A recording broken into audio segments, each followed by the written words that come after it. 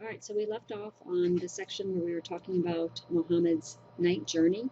Now, this is the night where he went from Mecca to Jerusalem on a buraq. And a buraq is a mythical creature that has a head of a human, the head of a human with the body of a horse. And so you'll see that he is pictured on it. Now, Muhammad went up through the seven heavens and he met Moses and he met Jesus and he finally met Allah. And what we can see by this tapestry depiction of it is that he's surrounded by gold to kind of show his importance, and he's often pictured with a white face or a veil over his face. So you'll see that it's just nondescript in a sense.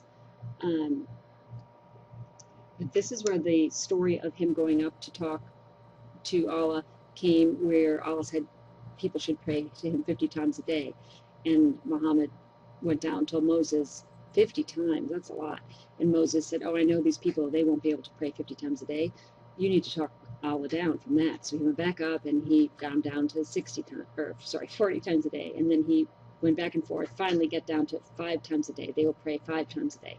And so this supposedly is a story that describes why they pray 5 times a day, all Muslims. Now, we talked in class a little bit about how they split into 2 groups when Muhammad died because he did not leave a successor.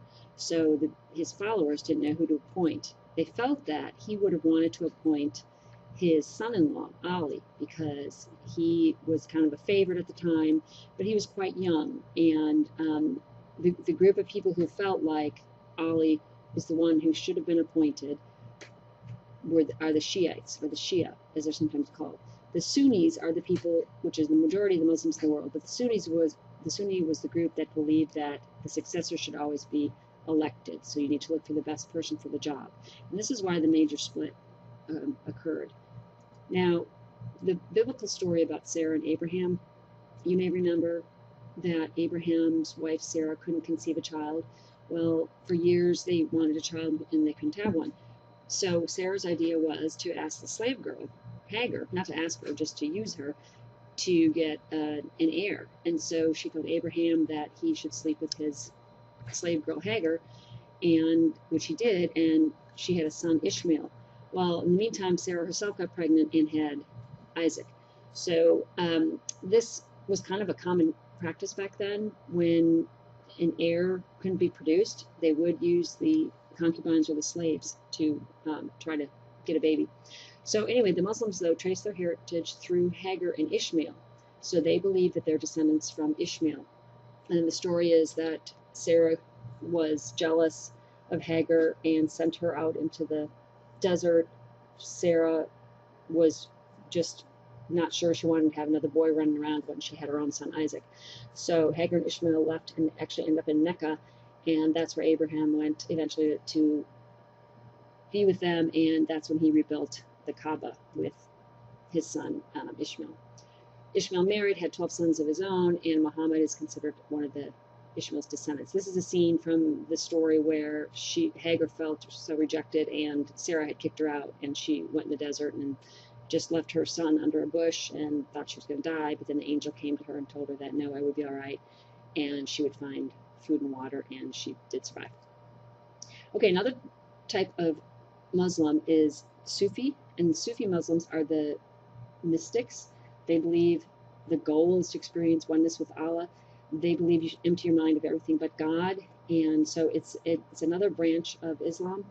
And sometimes some of the Sufis are whirling dervishes, and this short video shows the whirling dervishes. You can YouTube it and find lots of examples of whirling dervishes, but their actions are they whirl around in circles, and they believe that this brings them into a state of ecstasy so they can become closer to God. We're not going to go into as much detail. Their master and teacher is called a sheikh.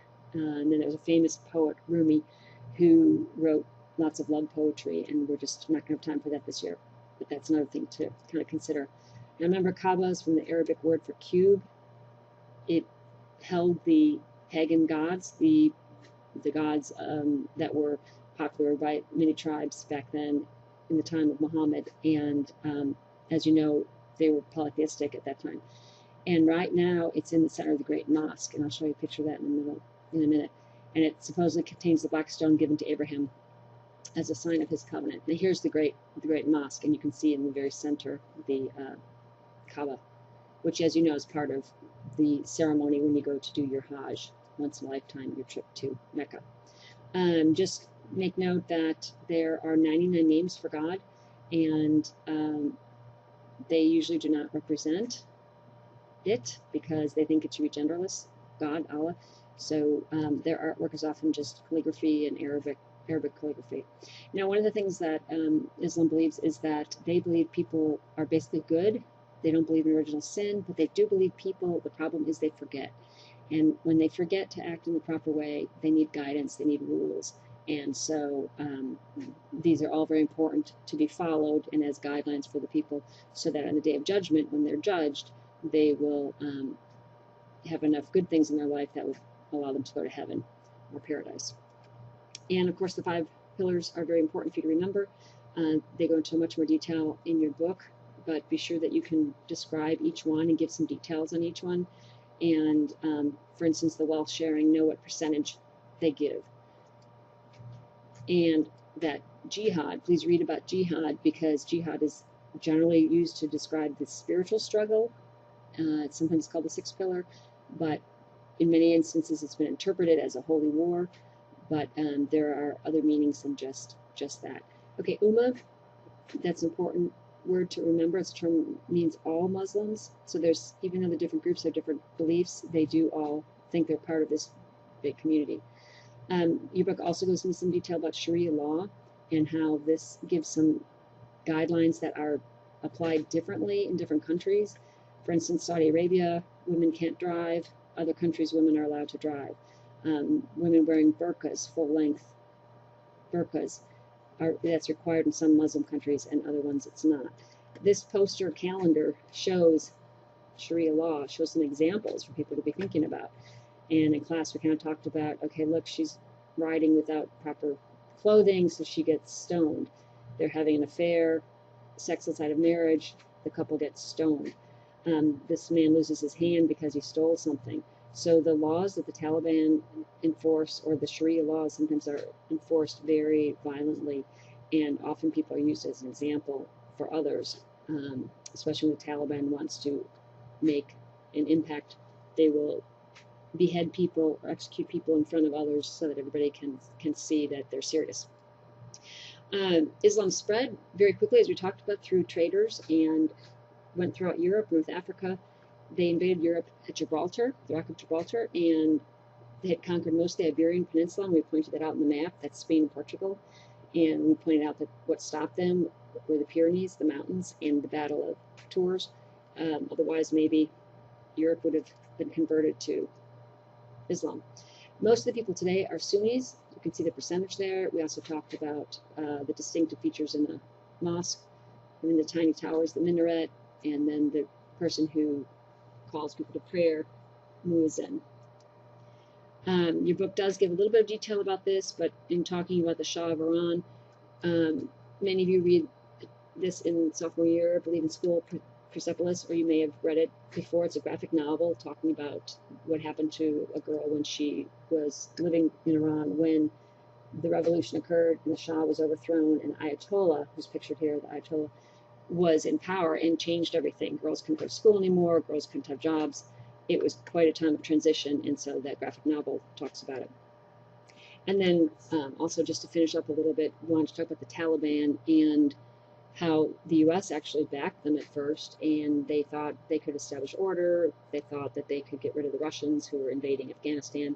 But the Taliban, as I said before, they believe in establishing order in a specific way. Everything from not allowing music to not allowing dancing. Women couldn't wear fingernail polish anymore. I mean, all sorts of really specific rules. And they actually had a ministry for the promotion of virtue and the prevention of vice, very strict against homosexual activity. It's not allowed.